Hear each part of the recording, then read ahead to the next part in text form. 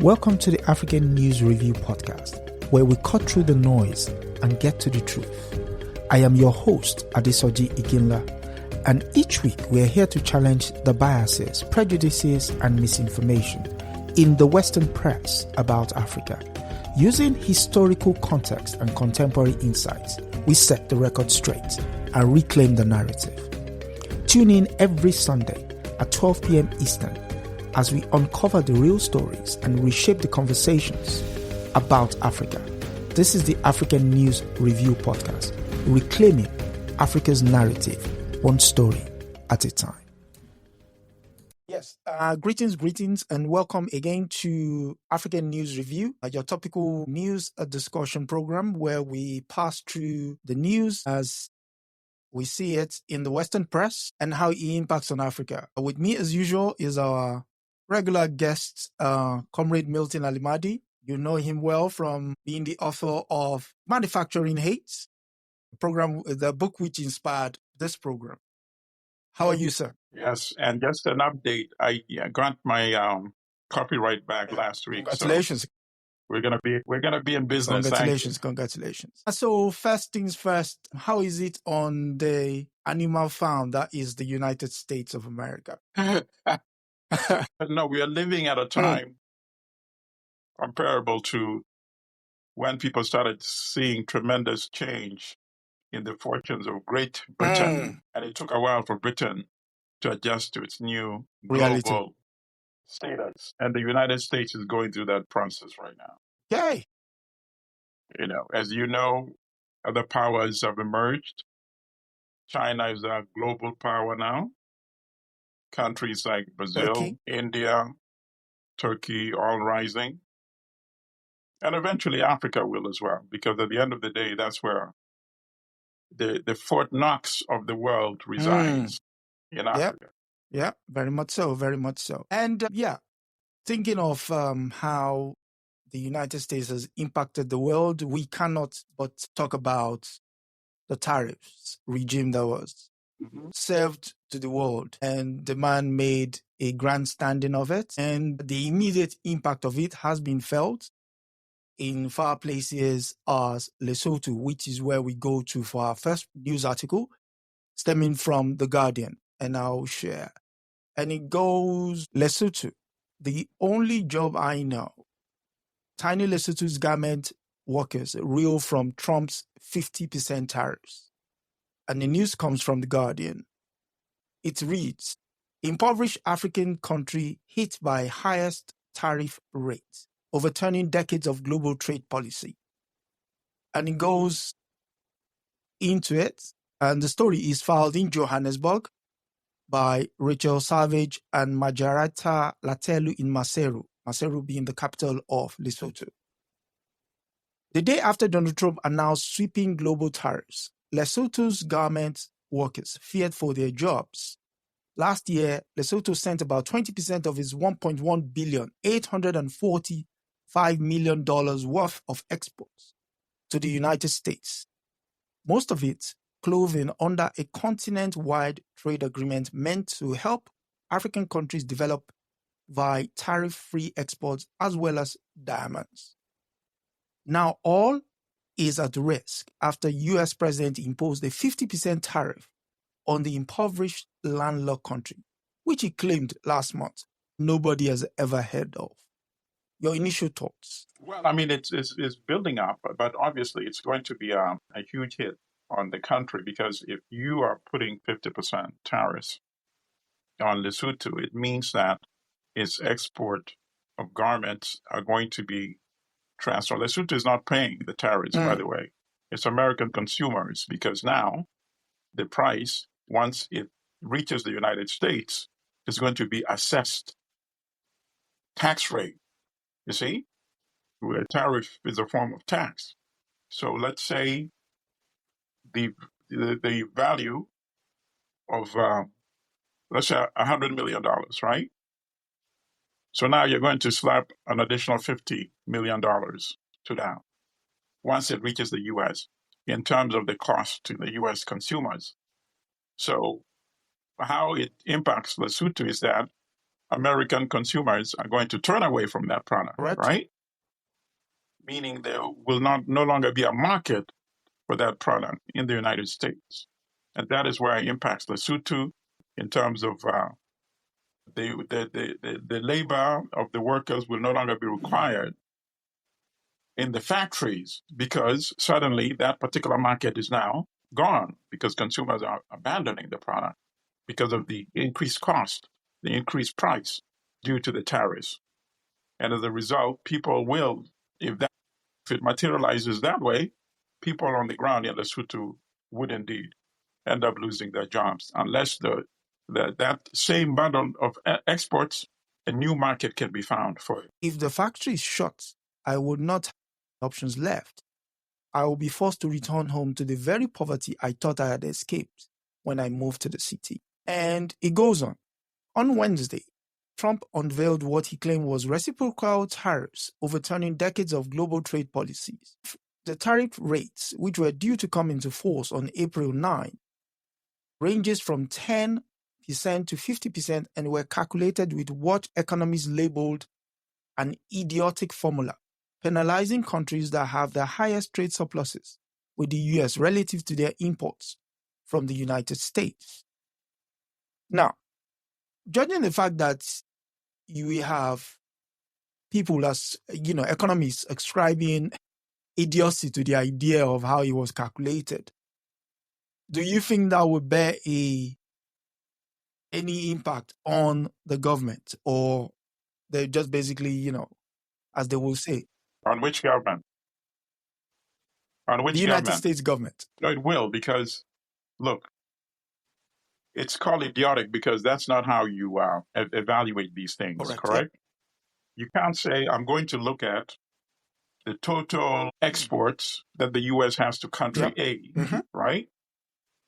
And the total imports that the U.S. has from country A, right? Which means the exports of country A to the U.S., right? Is imports by the U.S. from country A. You can't say, I'm just going to look at that and see if it's balanced, right? I can't say, I'm doing business with Adesoji. I buy $100 worth of goods from Adesoji, and Adesoji also buys $100 worth of goods from Milton. So we are good. And then I'm going to go to Patrick, right? Mohammed, right? Or Mari, right? And I'm going to say, okay, they export 200 of products to Milton. And does Milton also export $200 million worth of goods to these three individuals? You can't evaluate that way. And let me tell you why. There are some things that Milton does not produce. Correct. Right? The U.S. imports a lot of oil from Saudi Arabia, right? Because the U.S., of course, it has its own oil reserves, but it wants to eat up Saudi Arabia's first. So are you going to tell me that you are going to evaluate and set your tax rate relative to Saudi Arabia dependent on how much of goods that they also import from the United States? Highly unlikely. Even if they don't need it? Let's say I need $1 billion worth of oil from Saudi Arabia. I'm going to punish them because they don't import $1 billion worth of goods from the United States, even though they may not want the goods, but I want their oil. You see what I'm saying? So you cannot evaluate trade on that basis. And that's why it's going to start backfiring at a particular point. The goods that the U.S. has, that's only one part of it, right? The goods that the U.S. needs because it does not produce or have access to. Okay? So that's only one part of the equation. The other part is that you can't just evaluate physical products, right? So when you say the U.S. has a deficit with China because they're just looking at the physical merchandise that China sells to the U.S. and the U.S. sells to China, right? And then Trump is not happy because it's not balanced. But you're not counting the investment that China sends to the U.S. in terms of the treasury bills that it buys. China is one of the world's leading investors in terms of buying U.S. treasuries, right? At one point, I think it was around $2 trillion. Worth of, yeah. I think it's slightly under $1 trillion.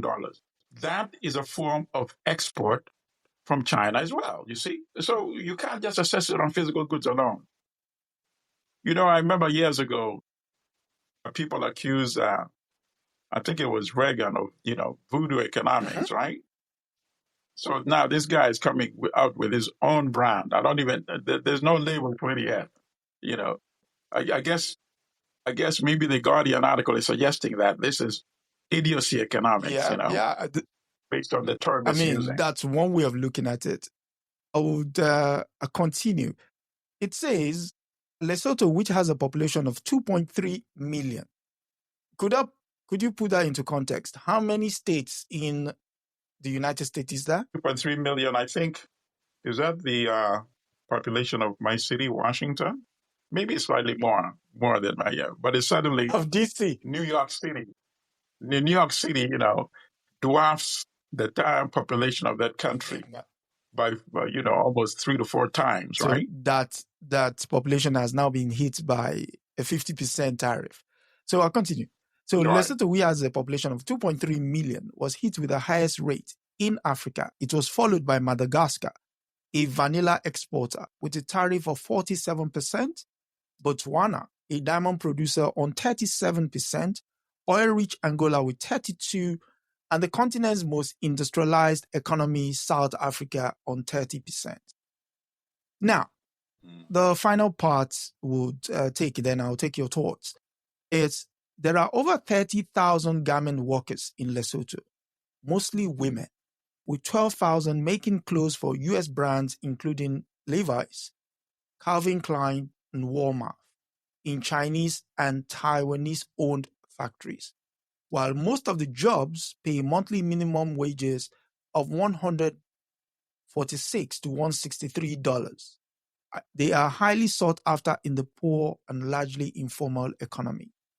So, judging by the fact that this tariffs is likely to impact women in an impoverished economy, what do you see? Well, I don't know from whose perspective. From the U.S. president perspective, I'm looking from the African perspective.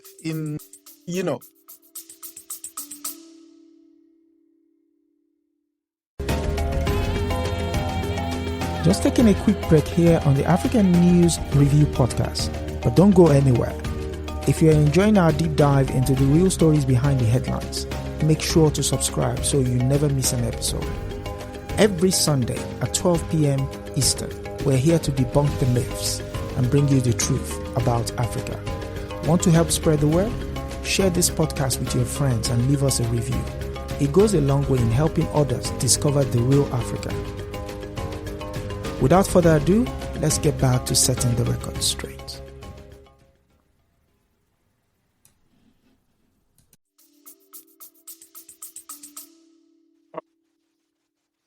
It has an adverse negative impact on many respects because, first of all, and I hate to be biased against my brothers, but women take care of the household, you see, very much more efficiently, you see. So it's going to diminish the welfare of the children as well, directly. It's going to have negative impact on the evolution of the social structure because if we have women employed, they're getting away from the so-called kitchen, so to speak, and, they're evolving in society, you see. So it's going to set that back tremendously well. So that, of course, is terrible. But the story also reveals something which is, of course, very, very disturbing. That they're producing the merchandise in Chinese and Taiwanese-owned factories. I knew you weren't going to miss that. That is just terrible and tragic because it means that they're only the program that allows African countries to export under AGOA, African, what is called, Growth and Opportunity Act. I think that's the name of that congressional legislation. Particularly, it's focused on trying to promote manufacturing in Africa. And typically, historically, one gateway to manufacturing has been textiles industry, historically, all over the world, Correct. right? Yep. It's typically been the easiest one to start and then evolve from there to other products. So now you're telling me that those factories are actually not owned by the people, the citizens of Lesotho. That's terrible. And it suggests to me that that situation is probably duplicated in many African countries that are right now supposed to be benefiting from this AGOA legislation. It means they're only retaining a minuscule of their profit, right? In And other the words, wages as well. Lesotho is benefiting basically by the government probably taxing the owners of the factory, taxing the salary of the employees, and the employees benefiting by having jobs, right? But the bulk of the profit from the actual textile that is exported to the US, millions of dollars, that is going to end up being retained by the Chinese and Taiwanese owners of those factories. That's abysmal. That's something that needs to be dealt with in every African country. And you know what? This reminds me exactly of what Samir Amin said in a lecture that's on YouTube. Not a lecture, interview. It's called Africa's Industrialization Challenge. And he said, you can have industries without being industrialized. And this is exactly what he's talking about. You have factories, but the factories are not even owned by the citizens of your country. And that's a big problem. Okay. One final question on that. So, I mean, you've just pointed out to what Samir Amir spoke about there. And this will probably go on back of it. And it will point to Walter Rodney's book, How Europe Underdeveloped Africa, which is how can African countries develop independent and resilient economies that are not directly or indirectly dependent on Western markets? Well, it's difficult because it has to be a concerted policy because they're going to be very aggressive against you and very hostile to the extent of even, eliminating you, as we saw with Thomas Sankara. But so it needs dedicated and serious leaders. You see what I'm saying? You have 5 leaders of the caliber and dedication of a Sankara, they can do it collectively. They will say that in this region, Burkina Faso will grow the cotton. Mali will have the factories. They'll be located in Mali. You see, the factories are in Mali. Let's say 3 countries are involved. Mali will provide 40% of the employees. The other 2 countries can provide 30% of the employees. You see? So now you're creating an industry for producing cotton. You have factories now where employees are having relatively skilled labor are producing the clothes. You're creating jobs that are almost evenly distributed, benefiting all the 3 countries participating in this joint agreement. And you have 3 leaders involved. And it's to go back to the warning provided by Sankara. It's very difficult to kill 3 leaders at the same time, you see, right? So that's just for textiles and cotton. Now you pick another product.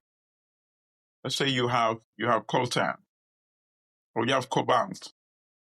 You're saying the same kind of arrangement. The cobalt is located in Mali. That's where the mines are. The other countries don't have that, right? The mining company is going to be owned jointly by those 3 countries. They each put in 33% subscription, and they invest, and they get the technology needed. If they need to hire expatriate managers initially who will train domestic people, you do that, but you own the factories, you see? You own the mine, you own the factory and the mining company. The expertise, you can hire. I mean, even the World Bank, even international institutions hire experts from all over the world, right? You hire them. Now, you are not producing the cobalt and exporting it as cobalt. No. You're going to manufacture batteries for electric cars. within these three Tariffs. countries and exported to the countries now that produce the electric cars. As your economy grows, at some point, you start producing electric cars within these three countries. Whether it's 3 countries, 4 countries, 500, it can be done on a regional basis. East Africa, we have Uganda, Kenya, Tanzania, Rwanda, Burundi. We have Congo, powerful Congo with all its resources. In West Africa, you can have the same arrangement. In South Africa, you have SADC, South Africa, and all those other regional countries. It can be done pretty easy. But they need to have the same vision, same dedication, and they should not allow one single country to undermine them. If one leader is trying to sell them out, they should cause trouble for that leader. And if they outnumber him or her, they can encourage the people of that particular country to get rid of that leader. No, really, they need to be like that because that's how the Europeans are. They don't play games when it comes to their interest. So we have to become serious as well. Otherwise, we won't survive as a people. So speaking of survival, and someone's probably listening to the advice you just gave, I'll go to the likes of Burkina Faso, Mali, and Chad for our next story, which is filed in by Radio Deutsche Welle, the German news organization. And it reads that the Sahel junta drive new era in mineral extraction. The story is filed in by Marty Shivoski. In Niger, a local company has been granted a license to mine copper. Meanwhile, military governments in Mali and Burkina Faso aim to reduce dependence on foreign mining companies and diversify their economies. And it goes further. It says Niger wants to boost its economy and expand its mining industry by mining copper in the Agadez region. The country granted a permit to national firm Compagnie Minière del Niger. Niger is continuing its program of diversifying mining production with a move that marks its entry into the restricted circle of countries producing this strategic mineral, according to a statement from the mineral military government, which took power following a 2023 coup. Ulf Leeson, head of Conrad Adniel Foundation Sahel's regional program in neighboring Mali, said the concession is part of Niger's strategy to reduce its reliance on foreign companies for mineral extraction. He said that it was possible to predict how its project would be. The copper mine is in the north, not far from Libya, where the security situation is poor, he noted, adding that Niger is following a trend seen in Burkina and Mali, where military governments rely more on local companies rather than Western ones. Your initial thoughts? That precisely is what I was alluding to. These countries are embarking on economic liberation, economic independence. Many African countries got paper independence in the 1960s, formal independence. But as we know, it is impossible to be politically independent if you're not economically independent. Here's the worst, but best example. If African your sisters and brothers who are listening to us, watching us, do not recognize what I mean when I talk about Africa's total dependency, right? Can you imagine producing something that you don't consume just because you want to export it and earn dollars or euros, right? Foreign currency, they call it. And the impact it has on your economy when the demand for that product drops, suddenly declines or disappears. So you're producing cocoa, cotton, coffee, tobacco, you name it, flowers, products that you cannot consume. And then the market crashes and you've not been producing food. and now you have less money. You can't even buy food. And you had abandoned growing food when in fact you have land to grow your own food. What happens? Famine, right? You cannot grow your economy based on the demand for your products by outside consumers. Because it means if they no longer want to consume your products, or best case scenario, they do not want to consume your products now because of the kind of tariffs that Trump is setting up, what are you going to do? The first story already told us. People are talking about the possibility of starving, right? That is why any rational economic system, I don't care whether you say you're a capitalist or socialist or what have you, the number one requirement is for you to produce to satisfy the needs of your domestic citizens, your country. Anything else must become secondary to that dictate. And that's how you build your economy, you see? So I like the fact that Niger even said, you know what? We're not using the uranium ourselves anyway, right? Number one. Number two, we're getting paid pennies by France. We might miss those pennies a little bit, but in the long run, it's worth biting the bullet to do the right thing. Yep. Right? Eventually, we'll get someone willing to pay the price that we're demanding for our uranium and for our other minerals. Number one. Number two, why should we be dependent on foreign mining companies extracting these resources from the ground? It's not nuclear physics. Let's support the creation of our own companies. And as I said earlier, if you need expertise, pay for that. So long as you own the factory, the mining company, the entity yourself. And I'm glad to see that that is a strategy they are now embarking on. And that strategy should be duplicated in all African countries. I mean, when we come to mineral resources, it has environmental impact, right? But that's a discussion that we can have at another time or another show.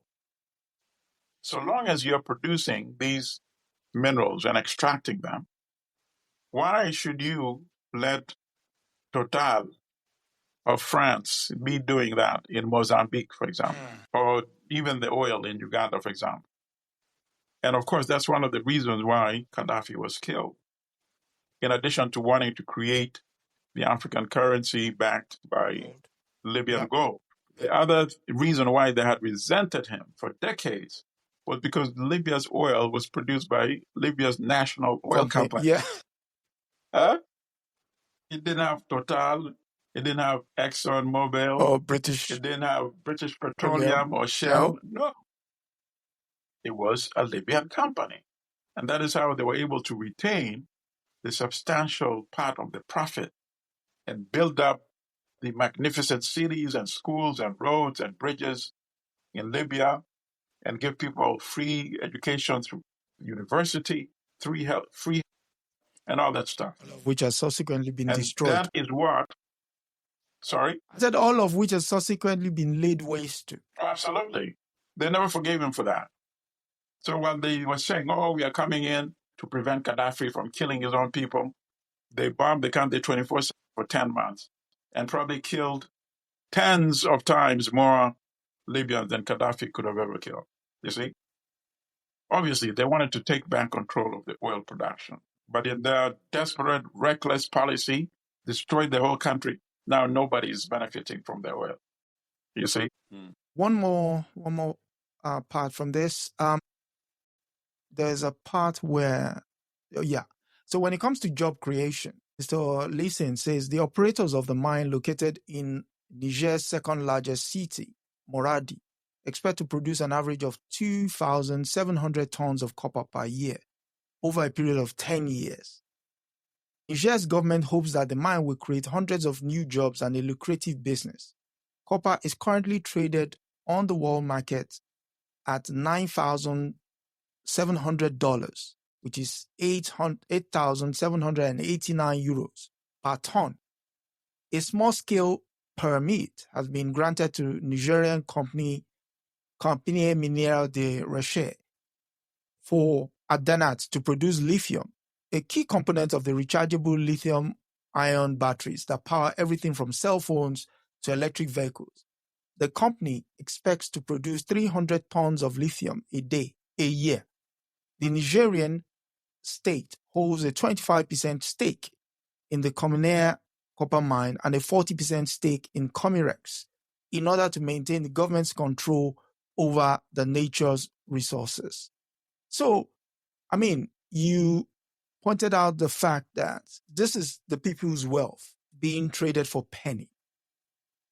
Mhm. Clearly, these three governments, Mali, Burkina Faso, and Niger, have realized the value that has been lost over the years and are trying to recoup. Okay. Thank you for saying that, because that's something I had meant to touch on, and I totally forgot. Any negotiations with any of these foreign companies that had been exploiting, if they want to come back in some capacity, of course, maybe as minority partners, because if they're going to be providing technological skills, then you may still want to negotiate with them. But any return should also be predicated on refunding some of the excess profit that they accumulated over the many, many years. And since many of the products that these countries have are kind of unique, they're not found all over the world. Don't be surprised. Some of them might listen and say, okay, let's talk. It doesn't have to be paid in a lump sum. But let's say you agree that, yeah, we retained $1 billion illegally. Mm-hmm. Yeah, spread the payment back over 10 years, pay us, 10 or 20 years, pay us 50 million a year or something as refund for that. So one final question We with have to be very regards to... creative. We have to be very creative as African people. We have to start thinking outside the box. Let's maximize what we can get from the people that owe us, you see. Okay. One question while reading this was, I mean, we've tabled this question over and over again, but sometimes it's a recurring theme, so one needs to beat the drum, as it were. How do African governments balance sovereignty, investment needs, and technological gap in welcoming foreign investment? Well, obviously, we have to set our investment agenda first. We have to set our priorities. What are our priorities? And I think for most African countries, the priorities should be actually what many of them had in the 1960s. Education, right? Education, because education allows you to transform the people who will transform Africa. Every individual is transformed through the benefits of education. Then your chances of transforming the entire country and the entire continent, which itself we want to end up being one country anyway, is tremendously enhanced. You see? Number one, then of course infrastructure. We need to invest in infrastructure. You can't have a country like Congo, all its mineral resources. Part of the problem why there's incentive, and of course I'm not condoning it. These are criminal multinationals, criminals who are sponsoring the terrorism from Uganda and Rwanda against Eastern Congo. Is because it's easier to extract those resources from Eastern Congo and then use the infrastructure in Uganda and Rwanda to get them to the international market. And Uganda, even with all the economic problems they have better roads and better infrastructure than Congo does. You see? So that's one of the things. Obviously, first things first, we need to make sure that these invading troops are expelled from Congo and Congo gets back its sovereignty and total control of its territory. But then after that, Congo needs to embark on a massive infrastructure building. Roads, railways, airports, so that it becomes easier to extract those resources and go through the proper channel, get them to market. Kinshasa and outside the country. You see? I mean, after all, it's not like Congo is the one that has access to the sea. Uganda and Rwanda are landlocked countries. So it's not like they have any advantage. They just have an advantage in that they have better roads, right? Than Congo.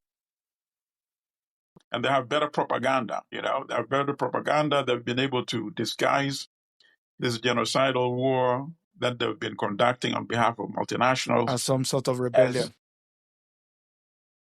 A domestic rebellion, or us going in to rescue Tutsi who are being massacred by the central government. All propaganda, you see.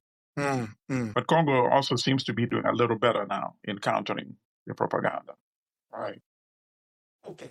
Yeah. So obviously, the investment needs to benefit the recipient country and take care of my needs. And then, but your profit cannot be the number one concern. If the investment is going to have significant adverse environmental negative impact, of course, I don't want it. You see? But then you have to have a serious, you can imagine, Thomas Sankara would not accept that, right? Correct. But we have many unscrupulous leaders who would accept it. They would take the money, even if, there's a very interesting documentary. It's called Why African Poverty. I think maybe that's a subtitle. Okay. But it's very interesting, and it shows the environmental destruction in Zambia over the copper production in one location. I mean, the company is making, 1 year was exporting like billions of dollars worth of copper. That's Glencore. Glencore, yes, absolutely. Glencore. Yeah, that's Glencore. It was producing, even the color of the rain had changed because of the chemicals. The dust, being emanated to the atmosphere, right? Everybody in that community was falling sick, right? Intestinal, abdominal pains, vomiting, and all that. The government that doesn't care is just going to be counting the money. And in fact, the government, it reveals how government can be so destructive to Africa's interest, that particular documentary. It showed in 1 year where the Glencore made billions of dollars, right? The government, not only did it not make any money, but it ended up owing Glencore money because it had accepted an electricity rate, which ended up resulting in negative income for the government. Whoa. Because the rates were so preposterously low, right? That the government ended up having to pay for it. And pay at least I don't know whether they were paid, but they ended up owing $150 million to Glencore. You see? So we need to have governments that are serious, not just looking to line their own pockets. You see? Right. Yeah. And speaking of government who care about their people, for the next story, we go to Senegal. And Senegal was in the news, and the news comes from the AP.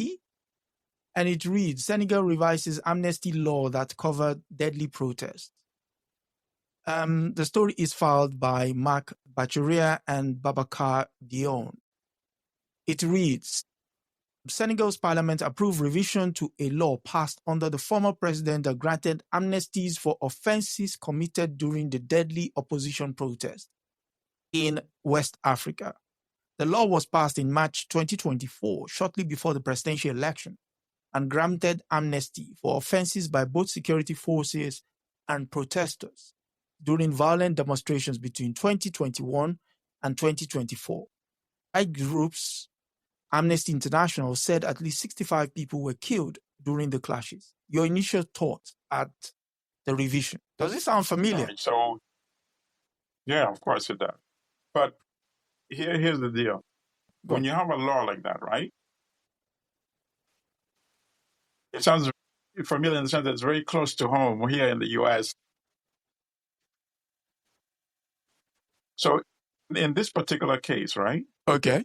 When you hear something like that, you know that the primary beneficiary is going to be the security forces. Correct. And obviously when they say both sides, no, both sides didn't have those kind of weapons, you see? So it means how many members of security forces were killed? How many civilians were killed? You see? Mhm. Yeah, so the balance of violence is going to weigh against the security forces as having perpetrated the violence against civilians. Correct. So you can't have a law that treats both sides as perps and equally. You see? I believe any such amnesty should be properly calibrated. You see? If you have a protest, it's organized as a peaceful protest, one or two particular people involved in the protest go out of their way and they harm security personnel who are there to enforce the peace, because even peaceful protests are supervised, you see, so that they don't get out of hand, right? So the police that conduct themselves properly, those are fine. And you have others that go out of their way as well, and they commit violence, Correct. right? Yeah. So those should be punished as well. And the punish should be consistent with the crime that was committed. You see? Correct. So in theory, I have no objection to the concept itself. You see? To the concept of granting amnesty to both sides, is that what you mean? I have no concept. I have no problem with that. But I'm saying if members of security forces committed Out of their way. crimes, and that's why it has to be calibrated. You cannot have a blanket amnesty. Mhm. You see? Because a blanket amnesty then, of course, would exonerate crimes. Correct. And then what happens next time? You have to grant it again because you granted it in the past. Correct. What is your reason for denying it if it happens in the future? So blanket amnesty, I oppose. Okay. I'll continue. So he goes on. Rights groups and lawyers criticized the law because it prevented any prosecution of the sponsors and perpetrators of the violence. The protests were triggered by the concern that the president at the time, Macky Sall, was attempting to muzzle his opponents and seek a third term in office, despite being prevented by the Constitution. Sall denied seeking Precisely. what? Precisely. And you see the similarity, right? Between what Amaki was doing and January between 6th. what the leader at that time in the United States was also trying to do. You see? Yeah. So now when you have amnesty, as I said in the beginning, hold the reason for initiating it, right? In the case of Senegal, was to cover the security forces. And you see the flip side here, right? Yeah, correct. Cover the security forces who were ordered basically by Macky Sall to carry out that policy, right? So now he wants to pardon them, but nobody's going to allow a blanket pardon. And that's why he says both sides, because now he wants it to appear as if he's being even-handed, right? The flip side here in the United States, obviously the amnesty would be to exonerate, in this case, civilians, the civilians who are actually the ones who are committing violence in this particular case, including violence against security forces. You see? Yeah, that was It was the captured. exact opposite, you see? But in each case, the desire was to exonerate the supporters of each of those particular presidents at the time. In Senegal, it was security forces, supporters of the president, carrying out his orders at least, right? Yep. So his incentive was to exonerate them. In the U.S., it was the opposite. The violent civilians who were incited to violence by the president himself, right? Yeah, correct. So obviously, he felt obligated to exonerate. Yeah. He did call them political prisoners. Political prisoners, patriots, victims, victims and all. But he kept adjusting, of course, In the beginning, first he welcomed them, then he said some of them went overboard, and then depending on when he's speaking, he embraced all of them eventually as patriots. So one question I, glean from this is, judging by the reversal of this amnesty, would you say this is the government of Bassirou Faye and Ousmane Sonko laying the groundwork of what it looks like for a truly democratic society holding the affairs of state to question? Because if you're clearly saying the tools of state should not be used as a suppression tactic, as a suppression mechanism against the people, and that they are not above the law, what are you saying to the wider African society with regards to the reversal of this law? Well, I don't think they're totally reversing it. I think they're amending it. Yeah, which I support. Yeah, but in the grand scheme of things, normally when laws like this are passed, they often don't get a second look in. They just stay on the books. Right. Listen, we have a government of young, serious, dedicated leaders in Senegal. And so I hope that other African countries, other young people are learning from what is happening in Senegal. Just as many of these young leaders that we have learned from what happened in Burkina Faso when Sankara was the leader of Burkina Faso. You see? They know that government can be transformative. And government can only be taken as serious as the leaders take it as well. Correct. In the beginning, I have mixed thoughts about the Truth and Reconciliation Commission in South Africa, to be honest with you. Okay. I don't think, it's the people the brutal killers of Steve Biko should qualify for any type of amnesty. I think we are breeding impunity, you see, and people who committed crimes of that caliber. I think the principle itself was fine, but I think there should have been exceptions for certain crimes that exceeded the pale, and that particular, the brutal murder of Steve Biko was just one example of many that should not have qualified for the Truth and Reconciliation Commission.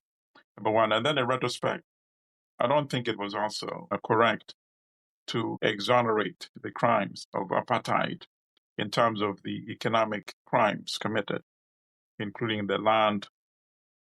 Sure. I've been reading Sol Plaatje, Plaatje, Native Life in South Africa, which was published in 1916. That's a remarkable book. It describes the Land Act of 1913. It's one of the few books written contemporaneously at that time by an African. He's not widely known. He should be much more known than he is. He was a journalist, an author. I think he was one of the first Secretary Generals of, I think initially it was the African Native National Congress before he became the African National Congress.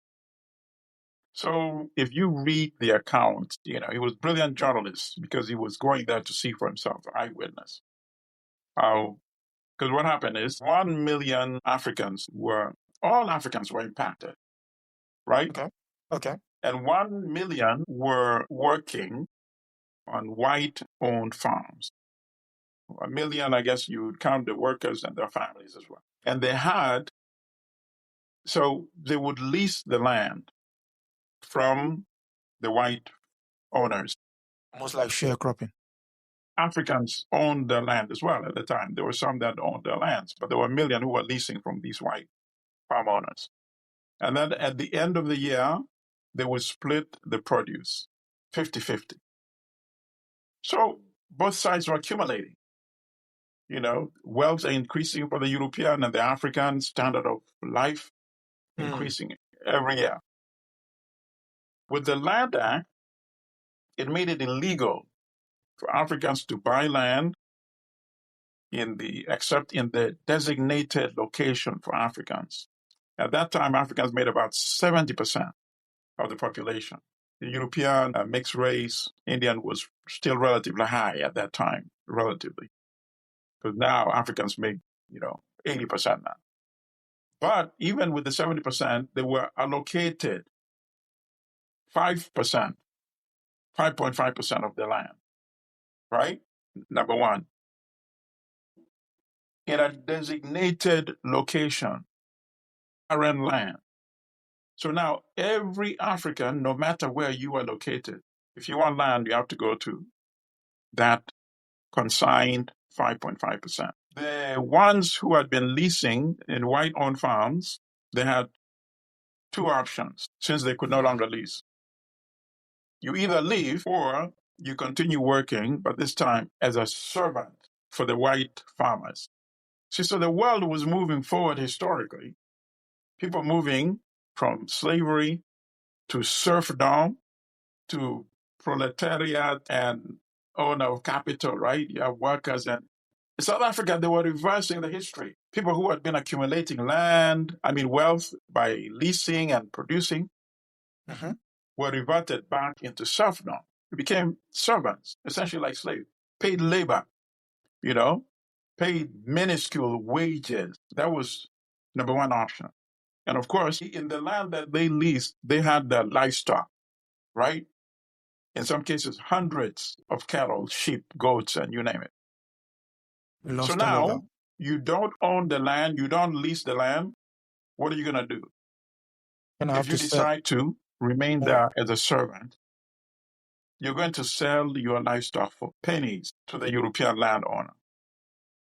The second option was, of course, leaving, and many set out on the road in ox-drawn wagons with hundreds of cattle ahead of them, some in the winter, right? And he's describing in detail the cattle becoming emaciated. You don't even know where you're heading toward, what is now Botswana. Many of them died along the way, the people as well as the cattle.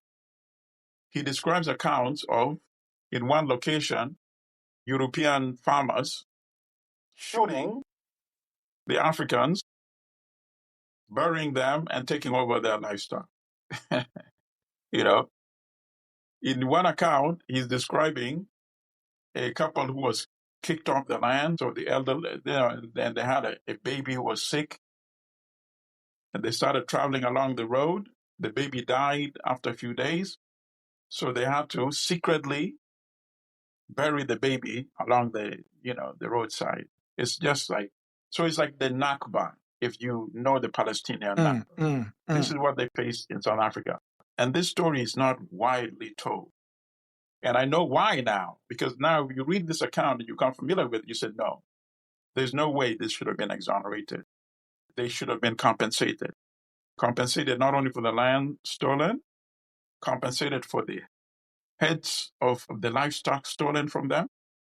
And whether it's something that is paid over years, this should have been computed, you see?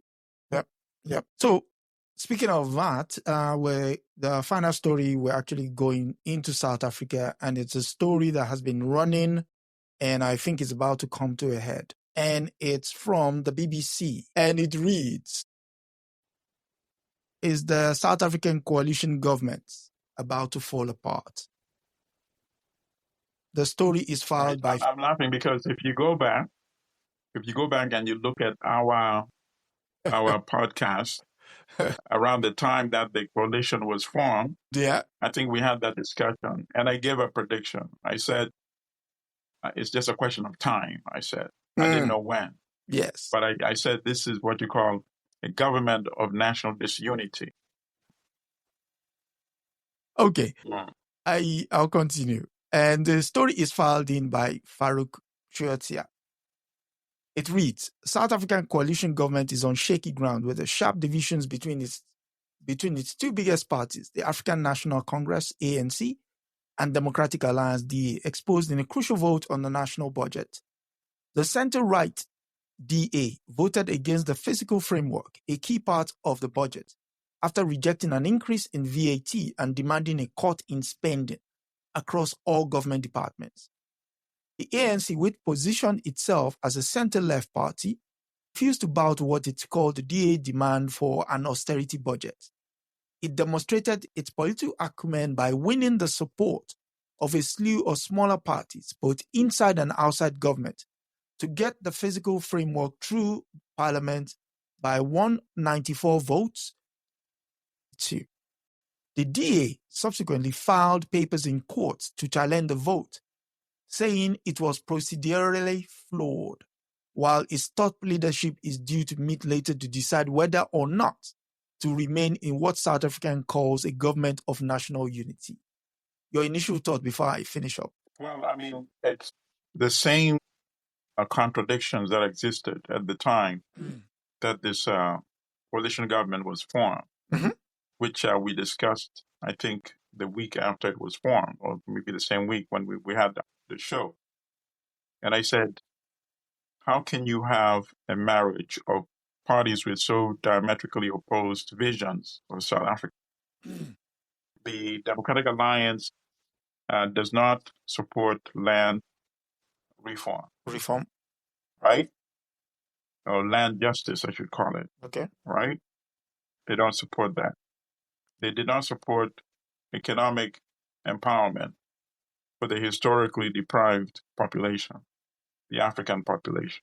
They didn't support that. So I didn't see how such a coalition, really could survive in the long run. And now they're going, obviously, to the same World Bank type solution. You just cut jobs, right? They're doing the Elon Musk solution that is being applied here in the United States. Just fire people, fire people. And that, of course, is not a policy that the ANC can pursue. It would be like political suicide for the ANC, given its waning fortunes in each election cycle. You can imagine what this would do to it by the time the next election comes around. Yeah. Let me finish up. It says the coalition government was formed less than a year after ANC lost its parliamentary majority in elections for the first time since Nelson Mandela led it to power in 1994 at the end of white minority rule.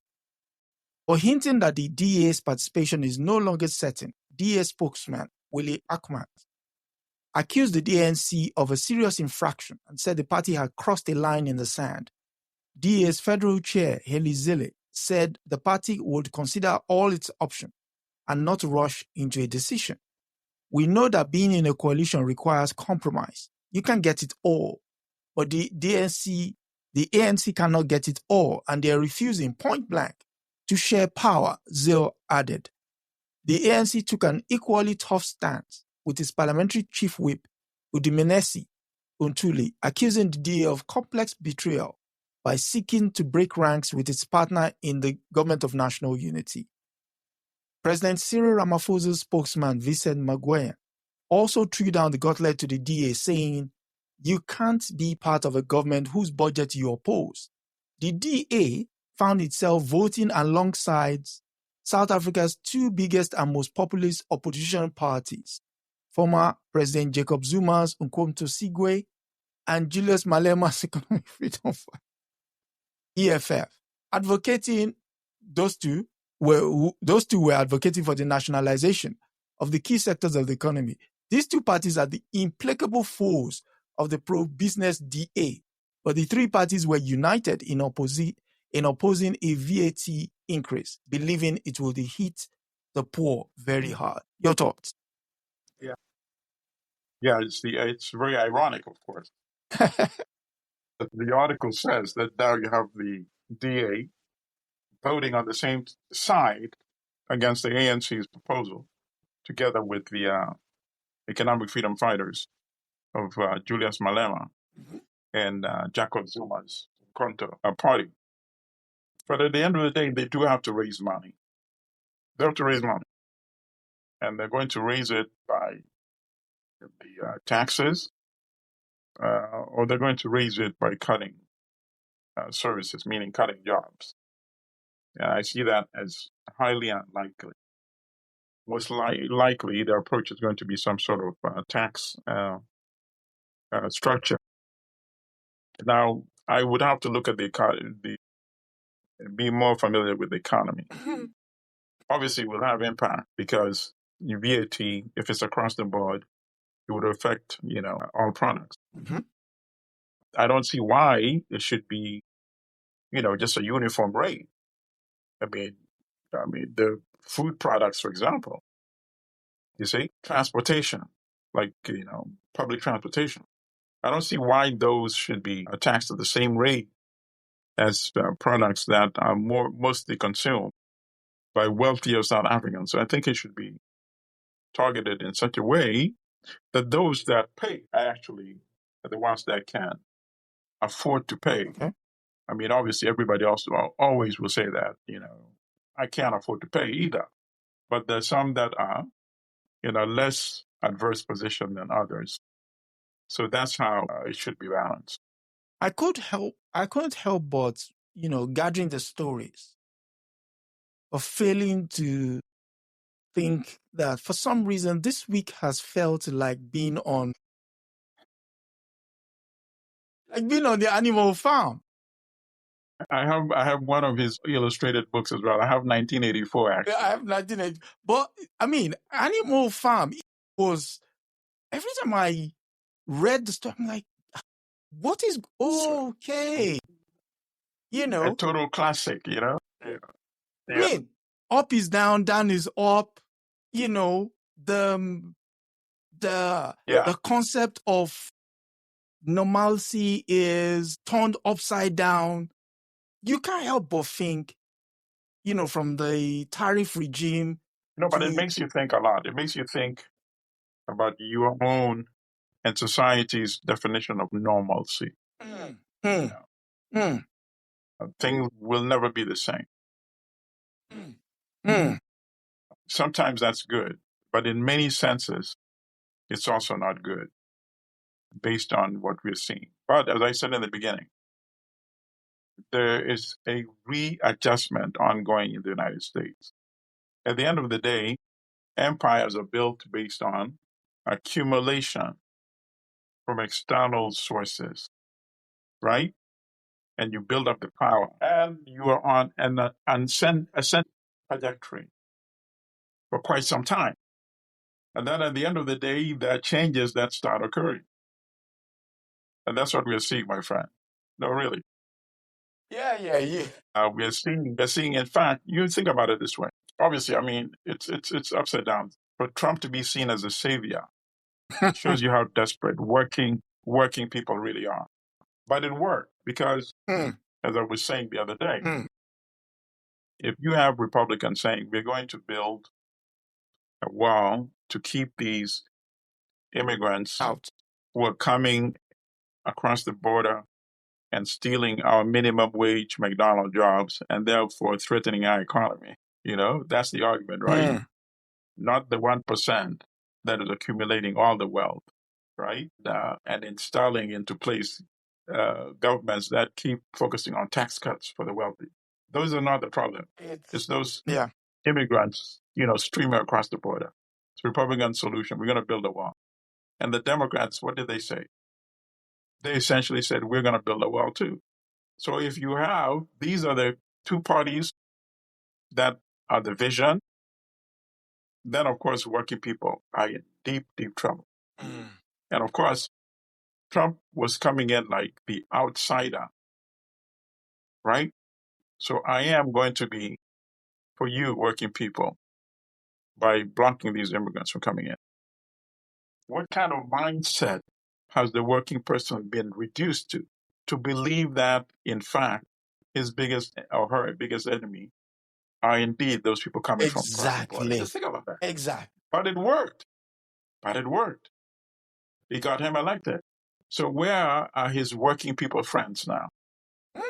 Is Elon Musk a working person? Is Elon a working person? See?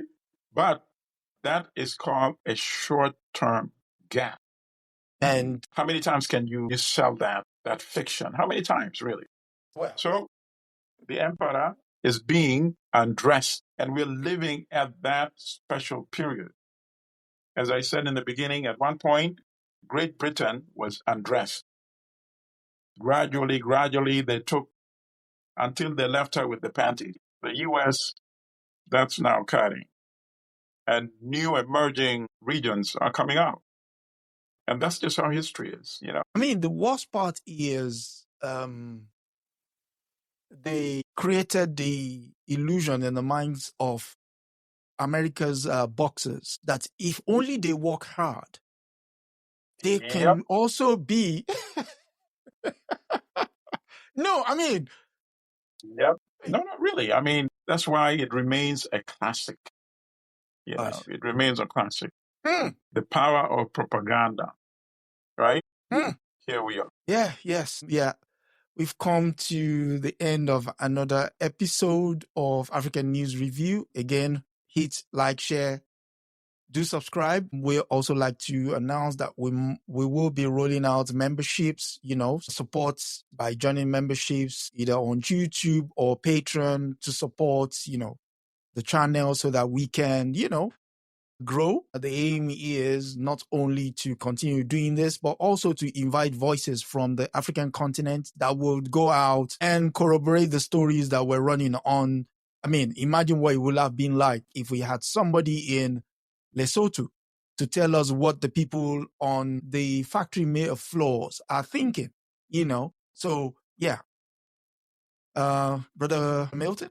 Yes, I mean, we live in special times. As I kept saying, we are seeing the emergence of new regions. And that's why people should pay close attention to what is going on in the alliance of the Sahelian state. They are doing what African countries should have been doing since decades ago. Trying to take control over the resources, take control over the economic policy. Because without economic liberation, as we've seen the evidence, they've failed to exercise political independence and political sovereignty. And I think if this journey continues, we're going to see more African countries adopting similar approach. And then we'll be able to see transformation over the next 5-10 years going forward. Real transformation. So that is my hope. And we will be here analyzing these stories on a regular basis. So please do support this podcast. Otherwise, see you all next week. La luta continua. The struggle continues. Remember, stay off the farm. Yes. Get your copy. Get your copy, actually. You would. Yes. Thank you all for coming through, and hit like, share, subscribe, and bring a friend that brings a friend, you know. So thank you. And until next week, it's goodbye for now. That's a wrap for this week on the African News Review podcast. We hope you are leaving with a clearer, more truthful picture of Africa. Remember, every story has another side, and we're here to uncover it. Don't forget to join us next Sunday at 12 p.m. Eastern as we continue to challenge the narratives and reclaim Africa's voice. If you've enjoyed the show, be sure to subscribe, share, and leave us a review. Until next time, keep questioning, keep learning, and keep seeing Africa for what it truly is.